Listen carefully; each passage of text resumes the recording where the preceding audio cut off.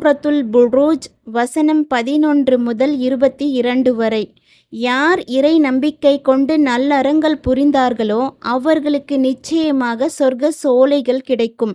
அவற்றுக்கிடையே ஆறுகள் ஓடிக்கொண்டிருக்கும். இதுவே மாபெரும் வெற்றியாகும். நபியே, நிச்சயமாக உம்முடைய இறைவனின் பிடி கடுமையானதாகும். நிச்சயமாக அவனே தொடக்கத்தில் படைக்கின்றான், பின்னர் மறுபடியும் படைப்பான். அவன் மிகவும் மன்னிப்போனும் பேரன்பு மிக்கவனும் ஆவான். அவன் மகத்துவமிக்க அரியணை உடையவன் ஆவான். அவன் தான் நாடுவதை செய்து முடிப்பவன். நபியே, ஃபிர்அவுன், சமூது சமூகத்தார் ஆகிய படையினர் குறித்த செய்தி உம்மிடம் வந்ததா? ஆம், ஏக இறையை ஏற்க மறுத்தோர் பொய்யென கூறுவதிலேயே முனைப்பாக உள்ளனர். அவர்களுக்கு அப்பால் இருந்து அவர்களை அல்லாஹ் சுற்றி வளைத்திருக்கின்றான்.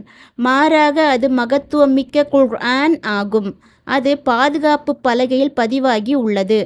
இங்கு முதலாவது வசனத்தில் இறை நம்பிக்கை கொண்ட தன் அடியார்கள் பற்றி உயர்ந்தோன் அல்லாஹ் அறிவிக்கின்றான். நல்லவர்களுக்கு சொர்க்க சோலை.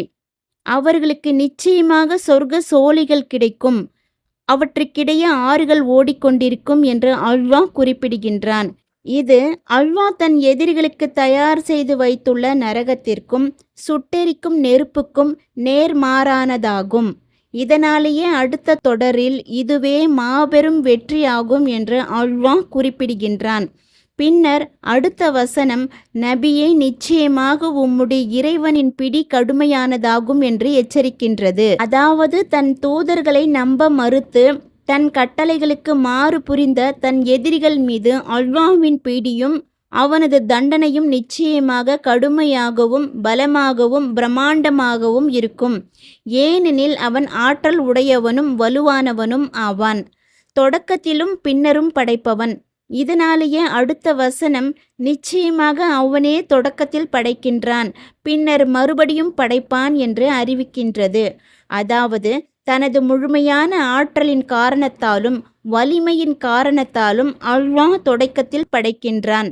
தொடக்கத்தில் படைத்ததை போன்றே பின்னர் மறுமையின் போது மறுபடியும் படைப்பான்.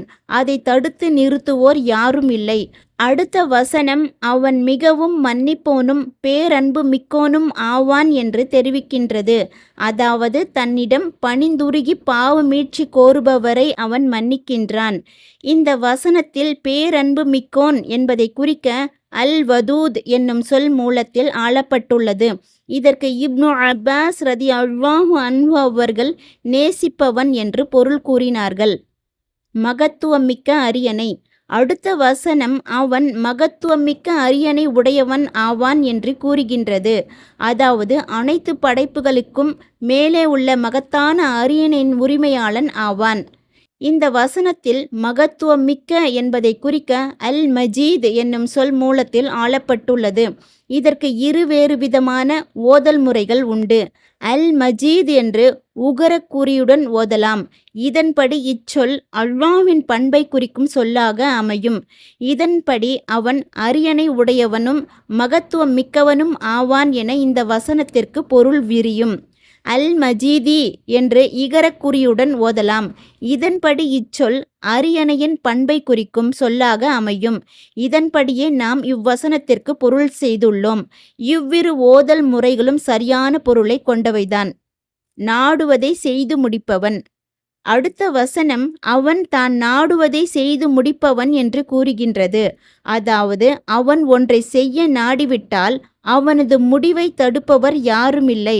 அவன் செய்வது குறித்து அவனிடம் கேள்வி எழுப்ப முடியாது. இதற்கு அவனது மாண்பும் மேலாண்மையும் நீதியுமே காரணமாகும்.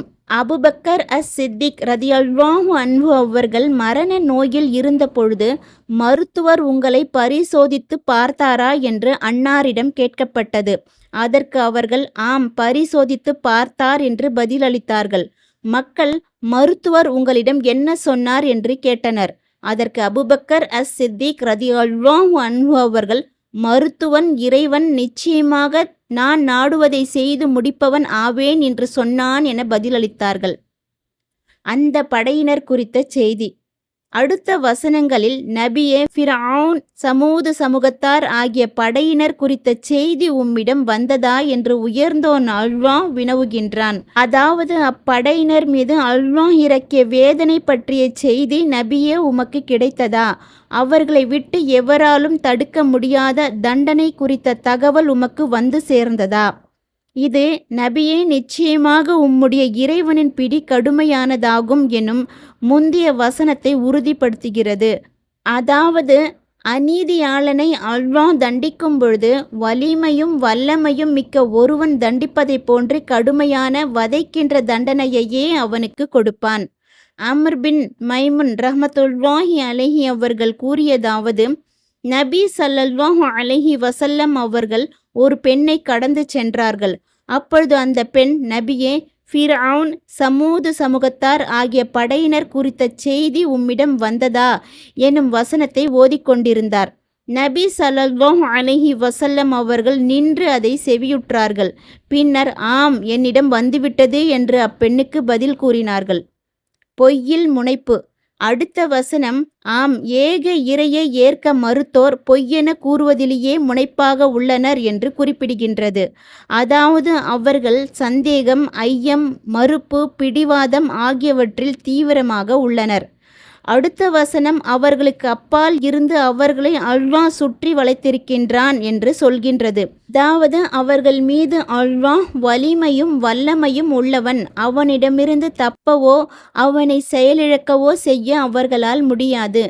அடுத்த வசனம் மாறாக அது மகத்துவமிக்க குர்ஆன் ஆகும் என்று கூறுகின்றது. அதாவது அந்த குர்ஆன் மாண்புமிக்கதும் மரியாதைக்கு உரியதும் ஆகும். பாதுகாப்பு பலகையில் பதிவான வேதம். அடுத்த வசனம் அது பாதுகாப்பு பலகையில் பதிவாகி உள்ளது என்று தெரிவிக்கின்றது. அதாவது அந்த குர்ஆன் மேலான கூட்டத்தாரான வானோரிடையே உள்ளது. அது கூடுதல், குறைவு, திருத்தம், மாற்றம் ஆகிய குறைகளிலிருந்து பாதுகாக்கப்பட்டுள்ளது. அப்துல் ரஹ்மான் பின் சல்மான் ரஹ்மத்துல்லாஹி அலைஹி அவர்கள் கூறியதாவது, அல்லாஹ் முடிவு செய்த எதுவும், அதாவது குர்ஆனும் அதற்கு முன் உள்ளவையும் அதற்கு பின் உள்ளவையும் பாதுகாப்பு பலகையில் பாதுகாக்கப்படாமல் இல்லை. பாதுகாக்கப்பட்ட அந்த பலகையானது வானவர் இஸ்ராஃபில் அலை அவர்களின் கண்களுக்கு இடையே, அதாவது அவரது கண் பார்வையில் இருக்கிறது. இருப்பினும் அதனுள் உள்ளதை பார்க்க அவர் அனுமதிக்கப்படுவதில்லை. ஹசன் அல் பஸ்ரி ரஹ்மத்துல்லாஹி அலைஹி அவர்கள் கூறியதாவது, மகத்துவமிக்க இந்த குர்ஆன் அல்லாஹ்விடம் பாதுகாப்பு பலகையில் பதிவாகி உள்ளது.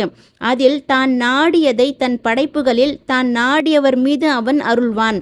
இப்னு அப்பாஸ் ரதியல்லாஹு அன்ஹு அவர்கள் கூறியதாவது, பாதுகாக்கப்பட்ட அந்த பலகையின் தொடக்கத்தில் ஏகனாகிய அல்லாஹ்வை தவிர வேறு இறைவன் இல்லை. அவனது மார்க்கம் இஸ்லாம் ஆகும். முஹம்மது ஸல்லல்லாஹு அலைஹி வஸல்லம் அவர்கள் அவனுடைய அடியாரும் தூதரும் ஆவார்கள். யார் அல்லாஹ்வின் மீது நம்பிக்கை கொண்டு அவனது வாக்குறுதியை உண்மை என ஏற்று அவனுடைய தூதர்களை பின்பற்றுகிறாரோ அவரை அல்லாஹ் சொர்க்கத்தில் நுழைவிப்பான் என்று பதிவு செய்யப்பட்டு உள்ளது. நபி மொழி. அல்லாஹ்வின் தூதர் அவர்கள் கூறினார்கள், உயர்ந்தோன் அல்லாஹ் பாதுகாப்பு பலகையை வெண்முத்தால் படைத்தான். அதன் பக்கங்கள் சிவப்பு மாணிக்கத்தால் ஆனவை. அதன் எழுதுகோல் ஒளியாகும். அதன் எழுத்தும் ஒளியாகும். அதில் அல்லாஹ் நாள்தோறும் 360 வினாடிகள் செலவழிக்கின்றான். அவன் படைக்கின்றான், வாழ்வாதாரம் வழங்குகின்றான், உயிரை கைப்பற்றுகின்றான், உயிர் கொடுக்கின்றான், கண்ணியப்படுத்துகின்றான், இழிவுபடுத்துகின்றான், நாடியவற்றையெல்லாம் செய்கின்றான். அல் புர்ரூஜ் அத்தியாயத்தின் விரிவுரை நிறைவுற்றது. புகழும் பேருபகாரமும் அல்லாஹுக்கே உரியன.